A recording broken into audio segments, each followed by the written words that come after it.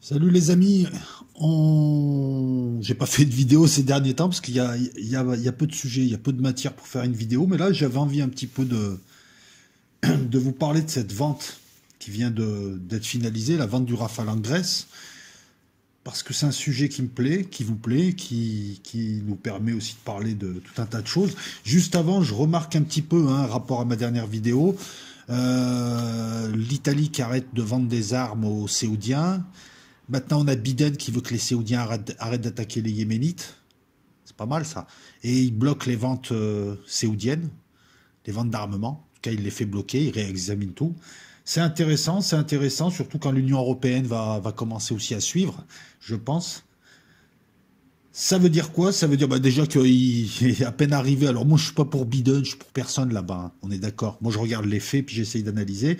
Mais il y a une sorte de volonté de paix. Alors Biden rappelle Carter quand il est arrivé, Jimmy Carter. Voilà, on va faire le parallèle avec Jimmy Carter. Il rappelle un peu Jimmy Carter qui est arrivé après Gerald Ford. Si je dis pas de bêtises, hein, ouais, Gerald Ford, hein, parce que Nixon avait démissionné, qui était un va-t-en-guerre. Alors, on retrouve toujours cette alternance américaine, un président gentil, un président un peu plus agressif, hein, à travers le temps. Carter, après il y a eu Reagan très agressif, puis après il y a eu Bush, père, neutre. Ensuite il y a eu Clinton, genre le mec sympa. Alors je vous rassure, hein, c'est juste de tendance, hein, ils entubent toujours le monde. Mais là c'est intéressant de voir quand même que Biden, là, après ses déclarations, semble vouloir la paix en Libye et au Yémen. Ça sous-entend deux choses. La première, c'est qu'il y a peut-être un accord avec l'Iran qui est en train de se faire, qui est en train de se négocier, puisque Biden aimerait relancer les accords, le JSOP, qui avait été signé en 2009 par Obama, l'accord sur le nucléaire. Ça sera peut-être pas sous les mêmes, avec les mêmes modalités, et je sais pas. On va attendre de voir, mais en tout cas, ça va être bien pour les Yéménites, hein, pour une fois, donc ce serait bien aussi si la France pouvait ne plus vendre à l'Arabie Saoudite, qui est quand même un État terroriste et meurtrier. Biden veut la paix, Biden, enfin ceux qui représentent, veulent la paix en Libye. Là aussi, ça semble être quelque chose d'intéressant. Alors il y a des déclarations, il demande à la Turquie, il demande à la Russie de sortir. Bon, jusque-là, on pouvait se dire que c'était juste déclaratif, mais là, les intentions semblent être plus marquées et ça va nous intéresser.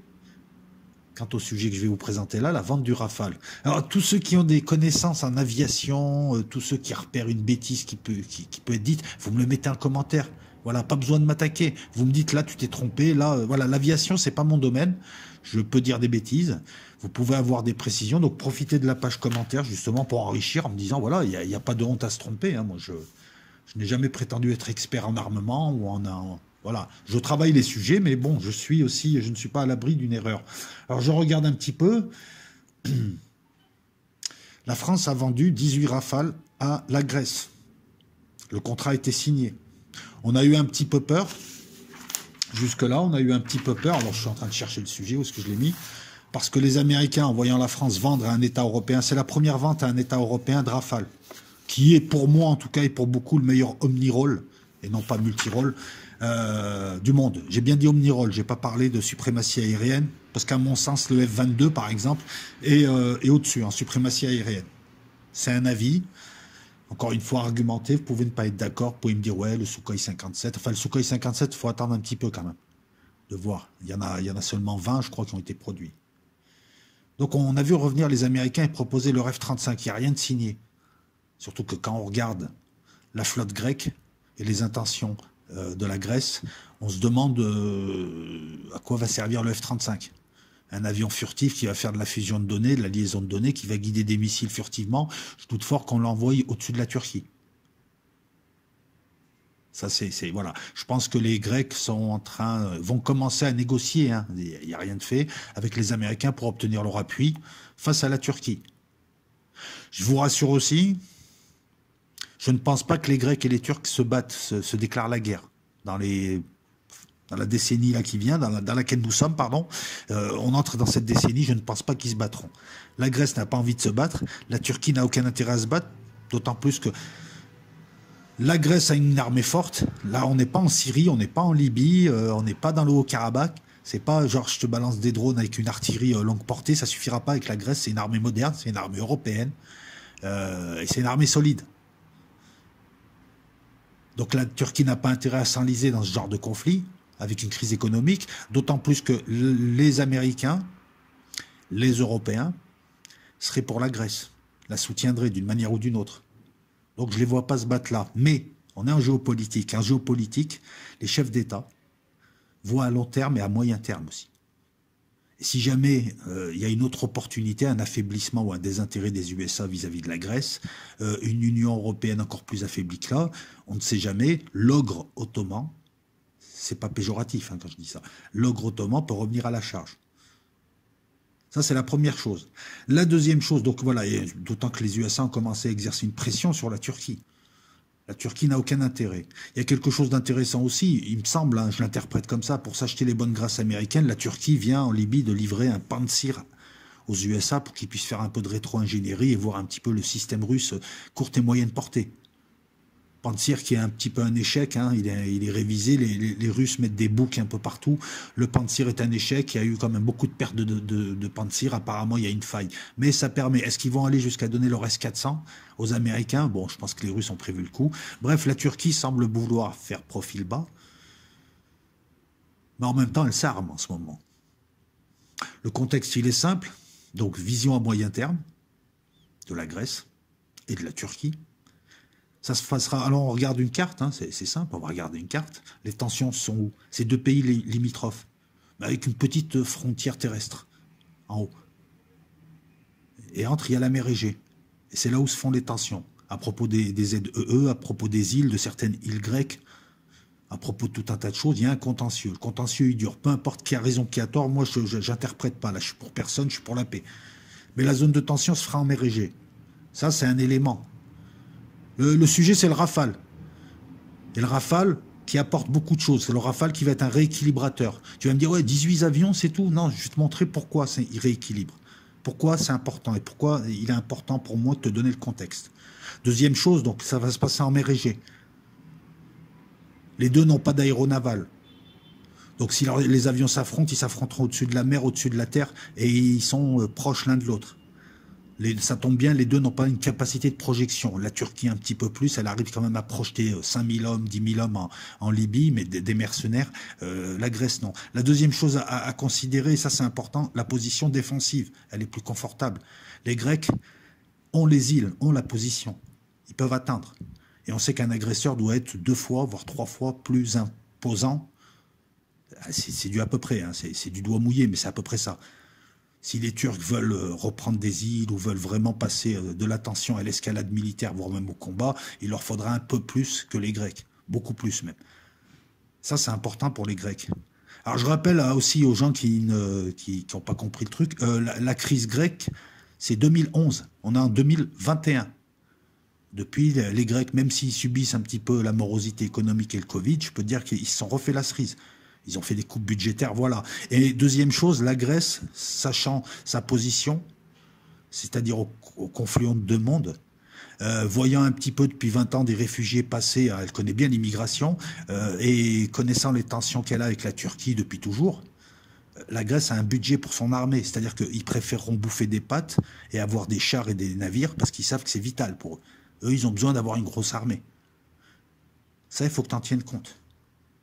La Grèce a un budget militaire qui représente 2,5%, alors de son PNB ou de son PIB, je ne sais plus, c'est important, quelquefois ça coïncide, d'à peu près 7 milliards d'euros. Et elle compte pour 2021 acheter pour 5,5 milliards d'armement, d'investissement, en plus de son budget militaire. C'est un gros achat. Pourquoi? Parce qu'en ce moment, elle observe la Turquie qui a eu une hausse qualitative militairement parlant et elle veut rééquilibrer elle aussi les débats. Et là, c'est bien parce que nous avons, avec la signature du Rafale et ce qui va avec, et ça c'est important, nous avons un rééquilibrage asymétrique. C'est pas les Turcs ont des drones, on va faire des drones. Non, bien sûr qu'ils vont acheter des drones et que les USAV vont être importants, surtout quand tu n'as pas d'aéronaval. Si tu as des bateaux qui te permettent de faire partir des drones de combat, c'est aussi bien que d'avoir un porte-avions avec de vrais avions. Mais ils vont faire ça à l'asymétrique. Je vais te montrer comment. La Grèce, vite fait, c'est une flotte solide sur le plan naval. Elle a 13 frégates. Elle a 11 sous-marins. C'est important, les sous-marins. Elle a 10 patrouilleurs et 19 corvettes. C'est une flotte qui est solide. pour défendre sa ZEE. En combat à haute intensité, il va falloir prévoir d'autres bateaux, hein, parce que c'est 13 frégates. En une ou deux batailles, tu peux les perdre, mais encore une fois, elle veut une armée qui dissuade, qui dit à l'autre, si tu viens me casser la gueule, tu vas subir pareil.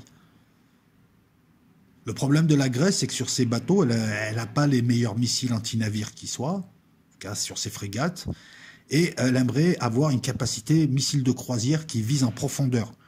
Et ouais, tu as des bateaux, tu as des îles, tu te rapproches, enfin, tu te mets à une bonne portée de la Turquie, tu achètes, grâce à la portée, ça c'est un concept militaire occidental, tu te mets assez loin quand même des terres et tu vises l'intérieur des terres. L'intérêt, c'est de toucher des cibles difficilement atteignables par tes avions, parce qu'ils vont devoir passer tout un tas de zones, et par tes hommes, parce que c'est pas, on n'est pas dans un film, tu vas pas envoyer des commandos détruire une batterie SAM bien cachée ou un poste de commandement.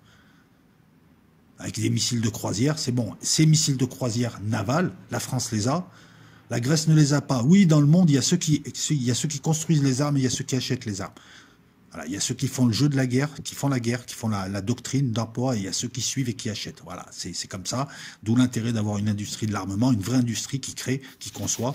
D'où l'intérêt de savoir faire des missiles, des avions. Hein. Alors tu vas me dire, tout le monde fait des missiles.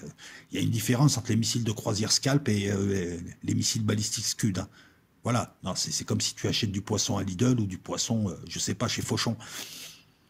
Eh ouais, les contre-mesures, la maniabilité, la manœuvrabilité, en fin de course, la possibilité d'accrocher, il y a tout un tas de choses qui se font sur un plan électronique, et ça, tu as très peu de pays. Tu as en France, c'est souvent une coopération européenne d'ailleurs, mais c'est la France le maître d'œuvre, MBDA, le missilier, qui fait les missiles, parce qu'il a le savoir-faire. Voilà. Et ils sont ils sont 5-6 dans le monde. Alors tout le monde peut faire des missiles, hein. Tu prends un tuyau, tu mets un truc, un statoréacteur, tout le monde. Mais là on parle de missiles qui touchent, de missiles à 500 km au poil de Cupré, ils touchent. Et tu peux lui mettre tous les radars, il n'y a personne. Bref, on va avancer un petit peu. Tu vas comprendre où je vais en venir. La bataille risque de se jouer en mer et sur terre, enfin en mer, surtout sur les îles et dans les airs. Lorsque je regarde la flotte turque et la flotte grecque, elles se valent. L'une est plus hauturière, elle va dans les hauts fonds, mais elles se valent. Il y a pas. Alors les Turcs ont un missile Somme de croisière, mais enfin il est tout nouveau, on ne sait pas encore ce qu'il vaut. Donc elle manquait de frégates et elle manquait de frégates anti-aériennes. Si le combat est dans les airs, parce que très souvent le combat est dans les airs d'abord. Quant à la supériorité ou la suprématie aérienne, il y a une différence entre les deux. Ensuite au sol tu es un peu plus souple, quoi. Quand les airs tu sais que tu vas pas être bombardé, mais que c'est l'autre qui va être bombardé, tu es beaucoup plus souple. Ça aussi c'est un concept occidental. Je prends les airs d'abord et ensuite je suis à l'aise, en bas, tranquille. Et en plus, les avions m'aident, font de l'attaque au sol. Donc les Grecs aimeraient des frégates lourdement armées, des frégates qui puissent envoyer du missile de croisière et si possible faire de l'anti-aérien. Eh, ça tombe bien. Alors ils ont discuté avec la France. La France avait proposé des FDI, frégates de défense et d'intervention. Ça remplace les FTI. Je te laisse aller voir, je te laisse aller creuser la piste. Mais les Grecs voulaient de la livraison et puis voulaient surtout un missile de croisière naval. Et il fallait faire des modifs. Donc les Américains sont arrivés derrière, ils ont voulu proposer leur daube, des petits trucs pour des littorales, Landship, enfin bon, des bateaux qui tenaient pas la route, mais c'était pour la défense l'autodéfense du littoral, et je vais te les retrouver, des MMSC. Voilà, 4 frégates américaines, hein, pas trop chères, mais le problème c'est qu'elles étaient armées, voilà quoi. Limite, ils avaient un arc dessus. Un arc, des flèches et 2 frondes, avec Thierry Lafronde qui balance des cailloux. Donc là, les Grecs leur ont dit non, mais on veut des frégates lourdement armées, bien, qui ont tout, quoi. Et en plus, il n'y a pas un avion qui passe. Et ouais, t'as une frégate lourdement armée. Tu te mets bien au milieu des îles. Tu as 5 km² de zone que tu protèges. Il n'y a aucun avion qui passe au-dessus. Je peux te dire qu'il n'y a aucun avion. Hein, alors 2 frégates, voilà. Donc la France revient à la charge avec des frégates Bellara. C'est des frégates de premier rang, pour faire le combat, qui vont être adjointes au FREMM. La France va en construire 5 et ils vont en vendre. Il y a une version export, Bellara avec un arrobas sur le A. C'est des frégates FDI hyper modernes. Je dis, il y en a 5 à venir dans la marine française en 2023, 4 tonnes 5. Elles vont remplacer les Lafayette qui n'étaient pas assez armées.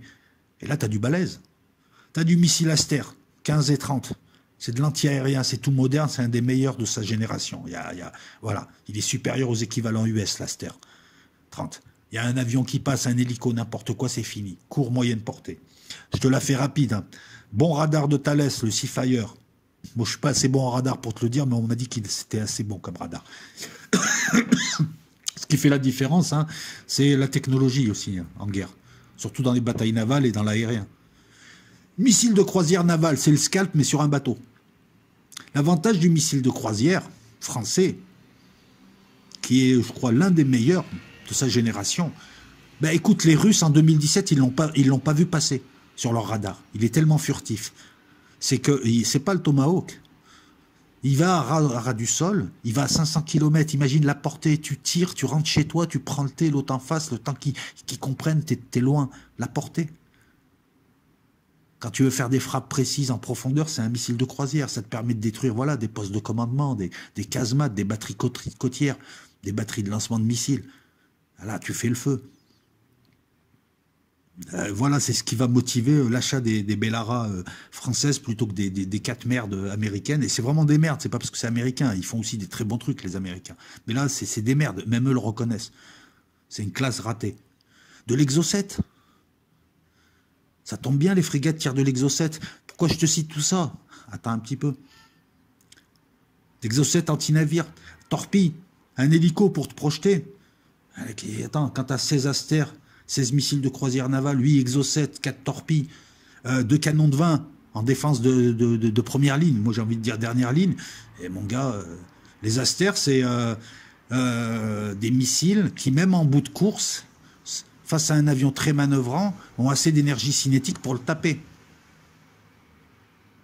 Et avec une frégate comme ça, je te dis, c'est 100 km² autour où il n'y a pas un avion. 5000 nautiques de rayon d'action. Ah, les 2 frégates sont proposées. Je reviens au Rafale, j'arrive. Ça va rééquilibrer. Je pense qu'elles vont être achetées, ça va rééquilibrer. Là, on a des frégates de combat complètes, autonomes, pouvant livrer plein de missions, un petit peu comme le Rafale. Hein. Elle peut faire de l'anti-aérien, de l'anti-sous-marin, de la bataille navale, et frapper à l'intérieur des terres.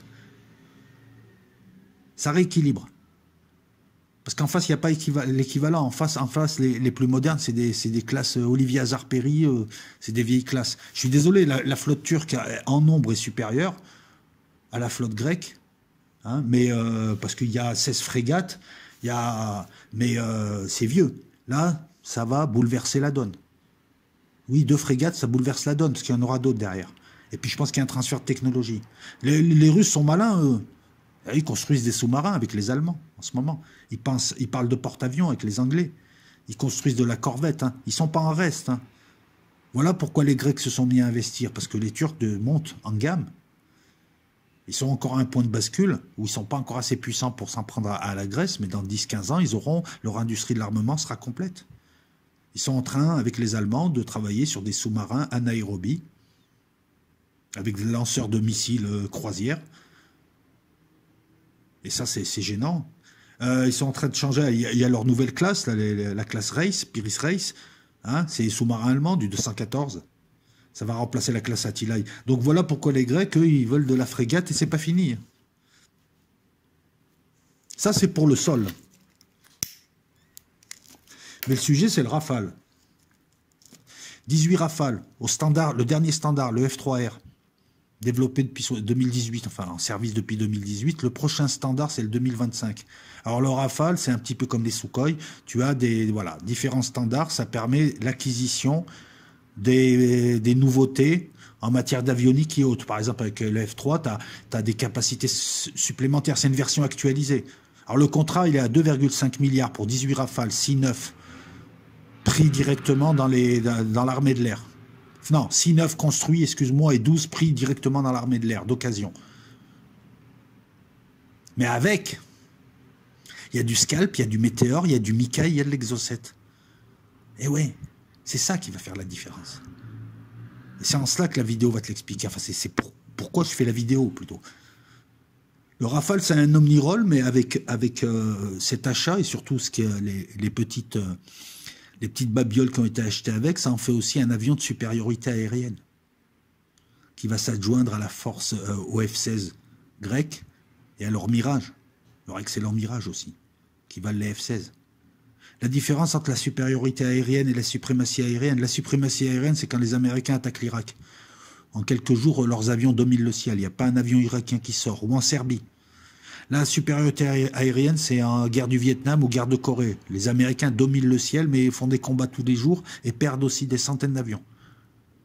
Face aux MiG-15 coréens, aux MiG-17 coréens dans les années 50, ou face aux... Leurs fantômes ont beaucoup perdu face aux... Il me semble que c'est le MiG-21, et il y avait le MiG-19 aussi lors du Vietnam. Tu vois la différence. Omnirole, ça veut dire que tu peux monter, tu peux faire de la chasse, de la suprématie aérienne, et tu peux traiter une cible d'opportunité en même temps, au sol, tu peux faire de l'appui sol, tu peux faire de la reconnaissance dans la même mission, pour peu qu'on t'ait mis les pods qui vont avec. Le standard F3 permet le radar AESA actif. Je te rappelle qu'en matière d'aviation, le premier qui voit, c'est quasiment le premier qui ken. On joue la portée. Surtout avec le missile qui arrive, le météore. Mon radar, il va à 300 km, ton radar, il va à 200 km, je te verrai avant que tu ne me vois, j'ai le temps de t'envoyer une bordée de missiles, hein, le temps que tu les vois arriver, hein, en Fox 2 ou en Fox 3 plutôt là, hein, ou en Fox, ce que tu veux d'ailleurs, en Foxtrot, même si tu veux, en dansant, ils arrivent, voilà. J'ai l'initiative. C'est comme ça que ça marche. Ça fait très longtemps que, voilà, pour faire un dogfight, il faut se rapprocher, pour se rapprocher, le gars, il t'a vu avant. Le radar AESA permet aussi, voilà, et pour le brouiller, tu peux c'est des milliers de petits radars en un. C'est ce qui est le plus moderne en ce moment et c'est ce qui fait que tu es en 4 générations et demie ou en 5e génération. Tu as un radar actif AESA. Le Rafale, c'est une surface équivalente radar réduite. Et là, on est en mer, on peut faire de la basse altitude. Voilà, tes radars pour choper un Rafale, pour le distinguer de la mer, surtout s'il vole à 10 mètres, avec une SR, une surface équivalente radar très réduite, c'est peut-être pas la furtivité du F-35, hein, elle est 10 fois supérieure, ou du F-22, mais c'est une excellente furtivité. Hein. Il est beaucoup plus furtif que le Sukhoi 57. Ça joue, puisque l'objectif de l'armée de l'air français, c'est d'être vu au dernier moment. C'est pas d'être invisible, ils savent qu'ils ne le seront jamais. C'est d'être vu au dernier moment. Encore une fois, pour faire de l'attaque sur bateau, ça peut être excellent, mais il ne servira pas en première ligne, le Rafale. Je poursuis. Pour le standard F3R, ben, ça permet le missile longue portée. La portée, mon gars. Je peux tirer plus loin que toi, je me mets beaucoup plus loin, je te tire dessus, tu ne peux pas riposter. Je te balance des scalps, avec mes bateaux, je te balance des missiles scalp sur la Syrie ne peut pas riposter. Je suis à 500 bornes. La nacelle de détection et de pod de désignation laser Talios qui va remplacer la Damoclès. Alors c'est une nacelle qui permet de désigner avec un laser que tu ne vois pas forcément, je rentre pas trop dans le détail, les cibles au sol et ça permet à ton missile de suivre le chemin du laser. Ça permet de traiter des objectifs mobiles. Hein, parce que c'est compliqué avec un croisière de taper du mobile. C'est compliqué avec des missiles au GPS. Voilà, pour l'attaque au sol, il faut un pod de désignation. Jusque-là, la France avait le Damoclès. Elle est en train d'intégrer le Talios. Je pense que les Grecs auront le Damoclès, pod de désignation. Voilà, ça le permet. Le guidage laser des ASM, par exemple, AASM, qui sont des bombes guidées sur des cibles mobiles, quand tu n'as plus de scalp ou... Bon, le système d'évitement de collision, ça permet la basse pénétration. La basse pénétration, c'est une stratégie typiquement française. Tu as deux manières de faire, à très très haute altitude ou à très très très basse altitude. Ben, parce qu'il y a la rotondité de la Terre, que tu le veuilles ou non, et quand tu es très très bas au sol, on te voit au dernier moment, quoi. Les bulles radar ne te voient pas. Le Rafale, qui est un omnirole, devient un avion de supériorité aérienne. Il a du météore. C'est-à-dire qu'en fait, tu le mets en deuxième ligne près de la Grèce, et avec ces missiles météores, il va te taper les F-16 jusqu'en Turquie. Et eux, ils ne peuvent pas répliquer. S'ils veulent passer entre, il y a les F-16 et les Mirage 2000 qui les affronteront au-dessus de la mer Égée. C'est le tireur de loin, c'est le tireur d'élite avec un missile de précision. C'est une plateforme, en fait, l'avion. Voilà pourquoi 18 avions, mais c'est pas 18 avions, c'est 18 avions plus 14 emport par avion. C'est une plateforme de missiles de haute précision et de dernier cri. C'est ça qui va faire peur. Inatteignable, quasiment. Les Turcs n'ont pas le missile météore. Le missile météore, le Rafale pourra frapper en tout temps, en profondeur, en appui sol, en objectif d'opportunité, sur les airs, en mer Égée. Il pourra toucher très très loin. Le météore, moi je veux te parler du missile météore. Tu vas comprendre l'intérêt puisque les Américains ont mis les bouchées doubles et ils travaillent sur l'AIM 260 depuis 2017 pour le mettre à niveau. Parce que leur AIM 120... possédé par les Turcs, est à la ramasse face au dernier cri qui est le missile météore français. 150 km de portée, voire même 180. Et il touche à la fin. Ce qui compte dans un missile, c'est est-ce qu'on peut le leurrer ou pas? Est-ce qu'à la fin, il est encore manœuvrant? Et est-ce que, comment dire ça? À la fin, il va être encore capable de détecter quelque chose pour l'accrocher ensuite, pour que son autodirecteur accroche. Eh ben, c'est ça qui fait, hein. Tout le monde peut faire des missiles, sinon. Un tuyau, je dis un turboréacteur, et c'est, voilà. Le Météore fait partie de ces missiles avec le PL-15 chinois et le Wimpel 37 russe. C'est les 3 missiles longue portée actuellement, et ça fait peur aux Américains. Voilà, dernier cri. La Grèce achète ça. Donc un Rafale de très très loin, 2 missiles Météore, voire 4 missiles Météore, il n'y a personne qui approche. Et tu peux traiter des cibles en l'air. Tu sais à quoi ça va servir? Ça va pas servir au F-16 turc, ça va servir à leur ravitailleur. Je te rappelle que le Rafale, c'est 3 fois moins d'essence que le F-16. Enfin, le rayon d'action est supérieur, il me semble qu'il est à 1007. Le F-16, c'est 500 km de rayon d'action. Il décolle de Turquie, il va sur la mer Égée, il combat un quart d'heure, il s'enfuit. Ou alors on ramène des gros ravitailleurs pour les ravitailler en vol, et les gars ils vont se barrer au niveau de la Syrie, ils se font ravitailler voilà, un peu plus loin, et ben, le Météore, il va être à l'affût. Et il va tomber les ravitailleurs. Donc la chasse turque va être emmerdée. Tu comprends pourquoi c'est hyper tactique? Et elle peut pas toucher les Rafales. Parce que son AIM, il touchera pas. Il sera hors de portée. Il est vieux, l'AMRAAM. L'AIM 120 AMRAAM. Les Américains sont en retard sur ça. Ravitailleurs, avions de première importance comme les bombardiers, les AWACS, les postes de commandement aérien. Tout ça va être la cible d'un Rafale tireur d'élite qui va te balancer un Météore à Mach 4, 150 km. Il est sans équivalent pour l'instant. Je pense même qu'il est supérieur à celui des Chinois. C'est les tests, hein, c'est pas parce que c'est chinois d'un côté que je dis ça. Qu'est-ce que je peux te dire d'autre sur le Météore? Ben, je t'ai tout dit. On continue les missiles, c'est eux qui feront la différence? On va continuer. Hein. Ça se passe en mer Égée. Ah ben ça tombe bien. Hein. Exo 7, ça te dit rien?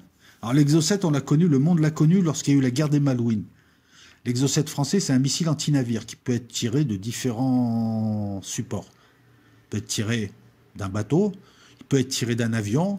Est-ce qu'il peut être tiré d'un sous-marin? Je ne sais pas, là, parce que là, je ne l'ai pas marqué sur le texte, je ne sais pas, je te laisse voir.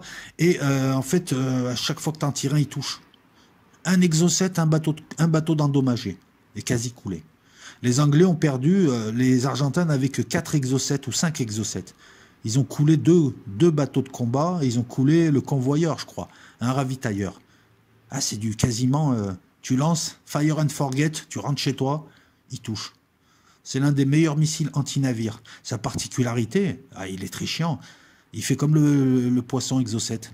Il va au ras du sol, il est à quelques mètres au-dessus du sol, il est dur à distinguer de très loin, et sa cible a du mal, parce que l'enveloppe radar de sa cible, ben, tu vois, le fait d'être très très bas, l'enveloppe radar, rotondité, fait que tu le vois au dernier moment.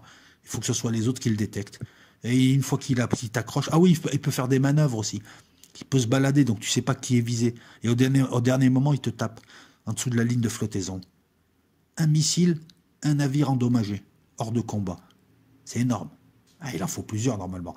Le missile acheté, bah, écoute, c'est la génération Bloc 3, hein. C'est la toute dernière génération. Est-ce que ça va être celui-là qui va être donné aux Grecs ou le Bloc 2? En tout cas, bah, quand tu as ça, c'est simple, sur tes avions. Pendant que tes Rafales, ils visent les ravitailleurs, ils peuvent aussi, ou alors tes Mirages, peuvent aussi attaquer des gros bateaux. Tu achètes 20 Exo 7, il y a 13 frégates en face, bon, bah, faut les approcher. Mais tu tapes de loin, hein. Eh ouais, si tu tapes à 40 km, il me semble. Hein. Rappelle-toi que l'essentiel va se faire au-dessus de la mer. Les Turcs, ils ont quoi en face? Ils ont la GM Harpon 54, beaucoup plus vieux, beaucoup plus sujet aux contre-mesures électroniques. C'est du beau missile. Hein. Mais l'Exo 7 fait la différence. Je t'ai parlé de rééquilibrage tout à l'heure. C'est en train de se faire. C'est une famille de missiles très très performante, quasiment sans équivalent. Je crois que c'est le meilleur anti-navire qui soit. Qu'est-ce que je peux te dire dessus? Voilà, dur à détecter, de type Fire and Forget. Il peut être tiré de sous-marin, voilà. Il peut être tiré... non, on peut abattre des navires, on peut abattre des sous-marins avec. Je ne le savais pas, et des batteries côtières. C'est important. Batteries côtières qui peuvent te lancer des missiles sur ta flotte. C'est un succès. 3600 ventes sur 24 pays en 40 ans, c'est un succès. C'est un succès. Alors on ne va pas comparer avec les chiffres américains, c'est le double, mais je te rappelle que la France, c'est 67 millions de personnes. Sa pyramide de chercheurs et de savants est plus réduite et pourtant elle est là, au même niveau que les missiles américains. Je te le rappelle comme ça vite fait en passant. Voilà, c'est le petit qui fait un marathon avec les gros, il est à 120%, mais il est toujours là, jusqu'à la fin. Non, parce que ce type de missile-là, tout le monde veut en acheter. Donc c'est une belle réponse au vieux missile Harpon qui est dépassé, que ce soit Yermer ou Mermer. C'est important aussi le lanceur, que ce soit un avion, un bateau. Hein. Les Russes ont défrayé la chronique en lançant des calibres avec des corvettes. Les Américains, il leur fallait un destroyer pour lancer un Tomahawk. Ça les a surpris. Ah ouais, t'as pas besoin. Si tu peux, si tu veux, ce qui compte, au final, c'est ce qui va taper à la fin. C'est le vecteur, l'ogive. Le lanceur, moins il est cher, plus tu peux avoir de lanceurs. C'est ça le problème. Voilà. Si tu es obligé pour lancer tes missiles d'avoir des bateaux qui coûtent la peau du cul, alors que l'autre avec une barre qui peut lancer des missiles équivalents, vaut mieux. Voilà, tu comprends ce que je veux dire? Il y a aussi la notion de coût, de profit. Le Rafale sera utilisé avec des missiles Scalp, dernier cri, ITER, sans composante américaine, ce que les Égyptiens n'ont toujours pas, depuis 2015, en raison de ça. Ils vont l'avoir bientôt, je crois qu'ils vont être livrés là. Le missile Scalp, c'est aussi l'un des meilleurs missiles de croisière, qui vaut largement le calibre. Il a été testé, il est prouvé au combat. Il est éprouvé au combat. 380 à 500 km, ce qui veut dire qu'officieusement, tu peux aller jusqu'à 600-650 km. Tu as vu la portée que ça te donne? Il est hyper furtif. Même les Russes reconnaîtront en 2017 ne pas l'avoir vu passer en Syrie. Il a été fait pour lutter contre les contre-mesures électroniques. Il peut être tiré par un avion, il peut être tiré par un bateau, ça devient le missile de croisière naval, je t'en ai parlé tout à l'heure. Il va au ras du sol, il peut taper des cibles en profondeur, mais comme il coûte cher, c'est des cibles à haute valeur ajoutée, dures à atteindre. Je te dis, c'est un poste de commandement au fin fond de la Turquie, par exemple. Tu balances ton missile, tu es hors de portée. Le missile va taper. On l'utilise pour quand il y a des environnements durcis, comme on dit. Ben, voilà, des batteries anti-aériennes, il n'y a pas de couloir, il y a beaucoup d'aviation, il y a la chasse dans le coin. Non, toi tu te mets loin, tu balances le missile, il est hyper furtif, il est au ras du sol, il est manœuvrable, et au dernier moment, pim pam poum, il tombe là où il faut. Ah, c'est du stratégique quasiment. Quasiment. T'as les AASM, les bombes guidées, mais enfin le Scalp est plus facilement utilisable. L'Exocet, la question va se poser, est-ce que les Grecs en mettront 2 sous leur Rafale ou 1, comme le fait la marine française? Pour des raisons pratiques, hein, si tu ne l'utilises pas, c'est plus facile, je crois, d'apponter avec un Rafale que de... Voilà, il y a une connerie comme ça, ou alors si t'en tires un, il y a l'autre, l'avion, il apponte mal. Je vous laisse aller voir, excusez-moi, c'était une vidéo aussi qui ne se voulait pas longue. Le Scalp, donc, la portée, le Fire and Forget, il n'y a pas de réplique. En face, les Turcs ont développé le SOM, c'est un missile de croisière local, mais c'est de la rétro-ingénierie. Il va à 300 km et encore. On n'a aucune info dessus, il n'a pas été éprouvé au combat. On ne connaît pas ses facultés face aux contre-mesures électroniques grecques ou françaises, par exemple. Donc autant dire, voilà. Et sinon, il n'y a pas d'équivalent pour aller frapper l'intérieur des terres grecques. Le SOM, en plus, c'est moyenne portée. Il est Fire and Forget, c'est bien. La Turquie fabrique ses missiles. Hein. Il y a très peu de gens qui fabriquent vraiment leurs missiles de croisière. Il n'y a pas beaucoup de pays. Non, voilà, c'est pas, je ne veux pas dénigrer l'un pour l'autre, je te dis la vérité, tout le monde le sait. Je veux dire, si tu connais l'armement, tu sais que le Scalp fait pas, ou l'Exocet, voilà. La bataille se jouera en mer et sur terre, je t'ai parlé des frégates. On va poursuivre plutôt et on va parler de la suite. Le Mika c'est pour l'autodéfense. Il y a quelque chose qui est sympa. Alors, le Mika, c'est l'équivalent américain, c'est l'AIM-7 ou l'AIM-9 Sidewinder. Le Mika, c'est pour le combat rapproché. C'est des missiles beaucoup plus petits que tu mets en bout de voilure. Tu en as 2 infrarouges. Avant, tu en avais 2 infrarouges, 2 électromagnétiques. Les 2 premiers pour la courte portée, les 2 secondes pour la moyenne portée. Aujourd'hui, en France, on fait du Mika qui fait les 2. En un missile, tu as les 2. Bah, c'est super. Parce que tu en auras 4, mais cette fois, c'est pas 4, 2 pour la courte portée, 2 pour la moyenne portée. Les 4 peuvent faire tout. Tu as multiplié par 2, en fait, ta puissance d'autodéfense. Ça, c'est au cas où il y aurait des avions à défoncer, hein, qui se rapprochent un petit peu. Le Mika, très performant hein, dans sa gamme. Hein, c'est pas le meilleur, le moins bon. Il n'y a pas deux. Hein, l'AIM Sidewinder, le 7 et le 9 américains sont aussi très très bons. Donc ça se vaut des deux côtés. Ça se vaut des deux côtés. En 2025, il y aura un Mika nouvelle génération qui sera Free ITAR. ITAR, c'est la réglementation américaine.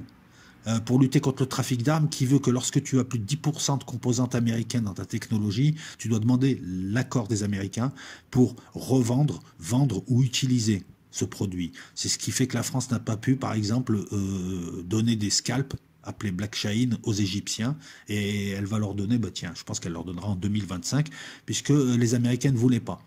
C'est ce qui fait que, par exemple, les Émiratis n'ont sûrement pas utilisé leur F-16 lors du raid à Al-Watia. Moi, je pense que c'est la France. D'ailleurs, sur Patreon, je fais un article sur ce raid. J'ai des nouvelles. Je vous ferai une vidéo, mais uniquement sur Patreon, parce que les Américains ne voulaient pas de F-16 au-dessus de la Libye. Donc, les Émiratis utilisaient lors de leur raid des Mirage 2000 modernisés, 9. Très très bon d'ailleurs, qui valent les F-16. Est-ce que je t'ai tout dit? Bah écoute, d'un côté on a du Scalp pour faire du stratégique avec très très longue portée. On a du Météor pour la supériorité aérienne longue portée. On a de l'Exocet pour la supériorité dans les mers et à l'intérieur des terres aussi, puisque ça peut toucher des batteries côtières. Ça peut aller jusqu'à 40 km un Exocet. On a le Mika pour l'autodéfense. En face on a du Harpon dépassé, de l'AIM 120 très dépassé, du Somme dont on ne connaît même pas, qui n'a pas la portée d'ailleurs du Scalp, mais on ne connaît même pas sa valeur. De l'AIM 7 ou 9. Qui divise par deux, en fait, hein, comme je te l'ai expliqué, qui divise par deux la puissance du F-16 qui va les porter. D'autant que les Grecs ne se sont pas contentés d'acheter que 18 Rafales et les petits lots. Alors, tu vois, tout ceci rééquilibre. Et les Grecs le savent. Et les Turcs le savent. Tout ceci rééquilibre. Un petit peu. Mais tout ceci, c'est pas tout de les acheter. Tu vois que la Grèce les a inclus dans une tactique de combat, avec une doctrine d'utilisation bien précise, dans un contexte bien précis. C'est pas l'Arabie Saoudite, la Grèce. Ils savent comment faire. Il y a un contexte, ils connaissent leurs moyens. Le Rafale, ils vont l'utiliser, c'est le tireur d'élite qui va être derrière. Leur F-16 et leur MiG vont combattre. Ils achètent des hélicos, ils vont acheter d'autres trucs encore.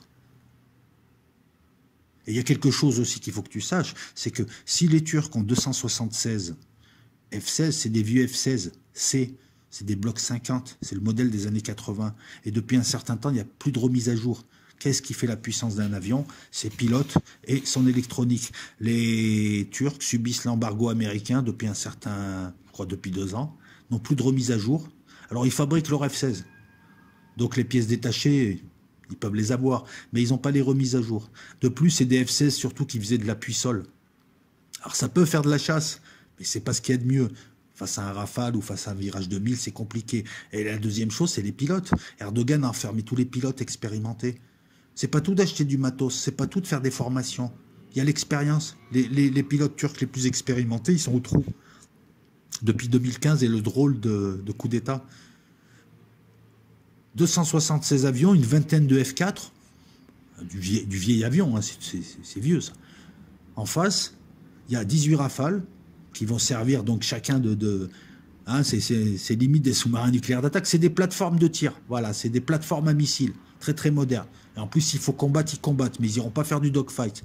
Pour le dogfight, il y a 155 F-16 C et D, mais ils ne sont pas vétustes, ils sont moins vétustes que les F-16 grecs, dans la mesure où déjà il y a du bloc 52, c'est une version améliorée du bloc 50 turc. Et dans un second temps, les Grecs se sont engagés à mettre au standard Viper, c'est le dernier standard du F-16, en matière d'avionique, d'électronique, de combat. Voilà. Ils mettent au standard Viper 8 à 10 de leur F-16 tous les ans, de manière à moderniser leur flotte de F-16. Et ils envisagent aussi de prendre 22 Rafales, mais pour l'instant, il n'y a rien d'officiel. Ils veulent arriver à 40. Alors tu vois que même s'il y a moins d'avions d'un côté, 155 plus 44 Mirage 2000, plus 18, plus quelques F4, plus 18 Rafales, il y en a toujours moins, ça se vaut, et je pense que l'aviation grecque est supérieure à l'aviation turque. Là, à l'heure actuelle, sans faire un jour aux Turcs. Ne m'insultez pas. Ça va être du 200-250 avions, mais comme ils vont être utilisés, ça va être largement mieux. Ils vont faire la terreur sur les mers, sur terre, et enfin sur terre oui, parce qu'ils vont pouvoir toucher tout ce qui est dans un environnement endurci, mais qui a de la haute valeur stratégique, comme je te le dis depuis tout à l'heure. Voilà. Un avion, c'est une doctrine d'emploi, et c'est une stratégie qu'on intègre dans une stratégie bien précise. Donc voilà pourquoi 18 Rafales qui tirent de loin, qui vont faire beaucoup de choses, vont permettre le rééquilibrage. Et ça, les Turcs le savent.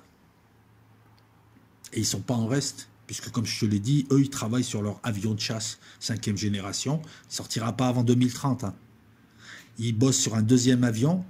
Hein, c'est toujours le concept, un Omnirol ou un avion de 5e génération et un autre avion pas cher de combat. Hein, c'est le F-15, F-16 ou le Sukhoi 27, le MiG-29. On a toujours ça, ou le Mirage 2000 et le Rafale aussi. Hein, on a toujours la paire Omnirol, Suprématie. On va voir, c'est ça qui est intéressant, comment vont réagir les Turcs. Et déjà, on peut s'apercevoir qu'eux-mêmes vont essayer de rééquilibrer, mais de manière asymétrique. Donc, ils vont pas aller acheter du Rafale de ceci, cela. Non, ce qu'ils vont faire, voilà, ils vont améliorer leur flotte sous-marine avec les Allemands. Hein. Les Allemands savent faire des sous-marins. Ils vont travailler avec les Anglais pour avoir un porte-avions, parce qu'ils n'ont pas la portée. Alors, ils ont un porte-avions. Et tu vois l'intérêt de connaître le concept de portée. Et puis, leur avion de chasse, mais c'est des avions qui ne seront pas opérationnels. Pour l'instant, ils n'ont pas les moyens, s'ils s'engagent contre la Grèce, c'est pas la peine. C'est pas la peine. Ça sera soit une victoire à la Pyrrhus, soit une défaite et Erdogan y tombe, il le sait, parce que son peuple n'acceptera pas. La technologie fait la différence. J'aimerais aussi, avant de finir, avant de conclure cette vidéo, je regarde si je n'ai rien oublié, te rappeler que le Rafale, c'est 14 points d'emport. C'est beaucoup. C'est beaucoup. Et ça veut dire que ça peut porter tout un tas de choses. Des bidons. Il y aura toujours, par exemple, pour l'attaque au sol, il y aura toujours une nacelle de désignation. Mais il y a des différentes configurations. 14 points d'emport, ça peut te permettre de prendre 4 Mika en autodéfense, 2 scalps, 2 exocets, on est à 8, 3 bidons. Tu peux même avoir une nacelle, ouais. Hein, 3 bidons, on est à 12. Voilà. Tu peux les avoir, parce que tu as différentes configurations. La configuration air-sol, par exemple, n'est pas la même que la configuration RR. RR, tu vas faire de la suprématie aérienne, tu vas te blinder en missiles, voilà.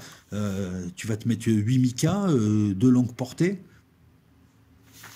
14 points d'import, c'est intéressant. D'ailleurs, il ne faut pas s'y tromper, c'est le Rafale qui a relancé la mode des points d'import, et maintenant on peut voir jusqu'à 18 ou 24 points d'import dans le dernier F-15. Mais voilà, c'est pareil. L'avion n'est plus qu'un bijou technologique avec 2 ou 4 missiles, et après il rentre où il doit finir au canon, se finir au canon. C'est aussi une plateforme.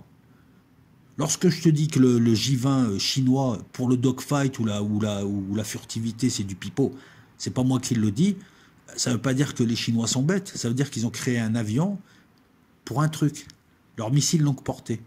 Pour 2 trucs, pardon. Missile longue portée et hypersonique. Ils veulent une plateforme de tir dans les airs. C'est ce à quoi servira le Sukhoi 57 aussi. Plateforme de tir dans les airs qui peut balancer soit du missile longue portée, soit du missile genre Zircon, Kinjal par exemple, l'aérobalistique hypersonique, pour aller taper les porte-avions en face, toutes les cibles à haute valeur ajoutée et très très bien protégées. Là, ça se passera en mer dans le Pacifique, par exemple. Alors, une configuration air-sol classique, hein, je suis allé voir un petit peu hein, sur Internet. Tu as pour la frappe profonde, tu as pour l'air-sol, pour la reconnaissance, pour l'RR. En RR, jusqu'en 2018, c'était 2 Mika infrarouge, 2 Mika électromagnétiques, donc 2 Mika moyenne portée, 2 bidons de 2000 litres et 2 météores.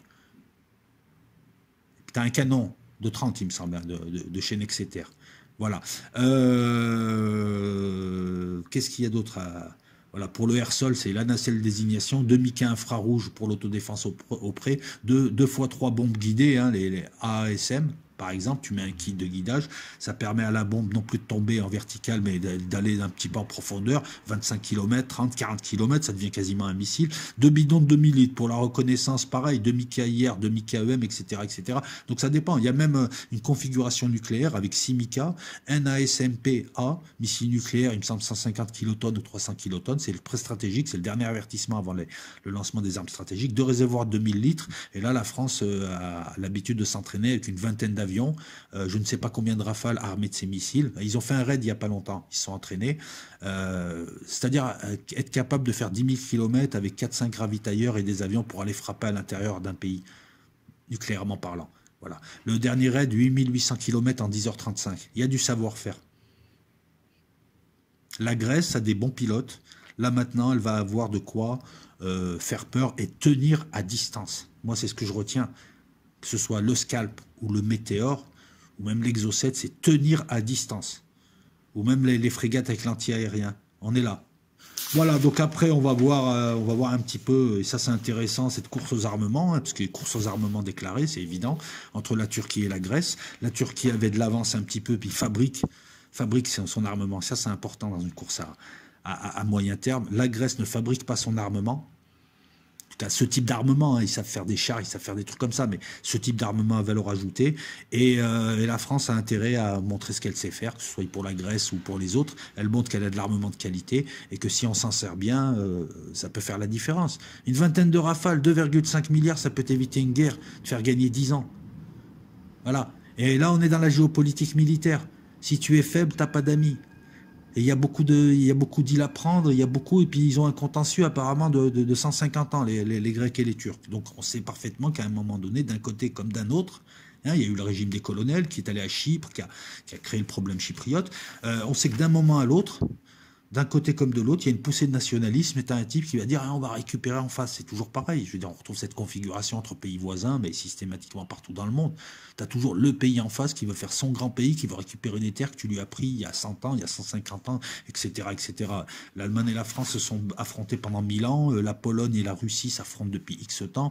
Voilà, donc ne prenons pas parti, sachant juste apprécier la vente de 18 Rafales, c'est bien pour l'industrie, c'est bien pour l'aéronautique, ça permet de faire rentrer de l'argent, de maintenir des savoir-faire et des chaînes de vente. C'est dommage que Dassault n'ait pas cru bon de remettre les chaînes de montage des Mirage 2000, parce que c'est un excellent avion qui vaut largement, s'il n'est pas meilleur, le F-16.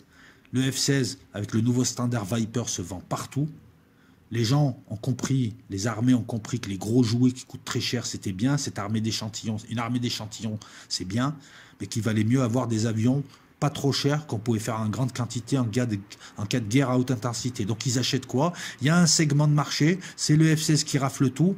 Hein, le Mirage 2000, c'est dommage. On aurait pu vendre beaucoup de Mirage 2000 à des pays qui n'ont pas forcément la nécessité d'avoir un Rafale ou d'avoir des avions dernier cri. Il y a des pays qui n'en ont pas besoin. Il y a même des pays qui ont plus besoin d'hélicoptères que d'avions 4e génération. Ils préfèrent des vieux aéromachis ou le Super Tucano pour faire de l'attaque et c'est tout, voilà, ou de l'antigène. Allez, ciao tout le monde. Des vidéos sur Los Locos, dès que le sujet s'y prête. Sur Patreon, là, la vidéo sur De Gaulle, le texte est fait. Elle est posée demain. Il faut que je la monte. Vidéo de grand stratège. Et là, c'est De Gaulle Trump. Et il y a une autre vidéo qui arrive, philosophie du 19e siècle, hein, avec tous les grands courants philosophiques. Et normalement, j'ai une 3e vidéo. Enfin bon, voilà. Sur Patreon, il y a 2 vidéos qui arrivent incessamment. Et sur Los Locos, voilà. Pareil pour les lives, dès qu'il y a un truc à dire. Dès qu'il y a vraiment un live intéressant à faire, je le fais. Sinon, écoutez, kiffez la live. Et puis, au moins, on n'est pas reconfiné. J'espère que ça va aller mieux au printemps. Je vous fais la bise à toutes et à tous. Et encore une fois, s'il y a eu des erreurs, si je vous ai balancé des conneries, vous rectifiez, c'est tout. Vous m'agressez pas. Je suis spécialiste de rien. La bise, ciao.